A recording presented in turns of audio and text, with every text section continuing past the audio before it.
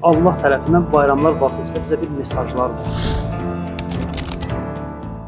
Biz əgər diqqət etsək İslamda olan digər bayramlara, məsələn Qurban bayramı, Ramazan ayı bitdikdən sonra Şəvval ayının biri qeyd olunan Fitr bayramı. Allah tərəfindən bayramlar vasitəsilə bizə bir mesajlar var. Hər kim mənim yolumda zəhmət çəksə, hər kim mənim yolumda əziyyət çəksə, mən ona mükafat verərəm və mükafat olaraq onun adını bütün tarixlərə əzbər edərəm. Eyni zamanda Hz. İbrahim peyğəmbər öz nəfsindən və övladı İsmail peyğəmbər də öz nəfsindən keçdilər ata-bala. Allahın əmrinə tabe oldular, öz nəfsinə yox dedilər.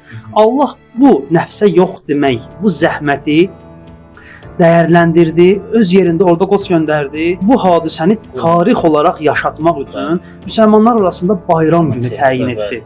Eyni zamanda müsəlmanlar gəlir 30 gün, 29 gün Ramazan ayında oruç tuturlar, zəhmət çəkirlər, öz nəfslərinə hər gün yox deyirlər. Haram bəzi şeylərdən çəkinirlər, hətta digər aylarda halal olan şeylərdən belə çəkinirlər. Allah bu müvəffəqiyyəti Ramazan ayının sonunda onlara bayram olaraq təyin edir. Və onlara bildirir ki, sizin bu əməliniz mənim üçün dəyərlidir. İndi Peyğəmbər 23 il Peyğəmbərlik edib, zəhmət çəkib, dişi qırılıb, başına 1000 cürə oyun açıblar. Sonda Peyğəmbər gəlir öz ömrünün son anlarında istəyir artıq Peyğəmbərliyini sona çatdırsın və möhrü vursun və şəriəti bizə olduğu kimi çatdırsın və öz yerinə canişin təyin etsin. Biz bunu niyə bayram kimi qeyd etməməliyik?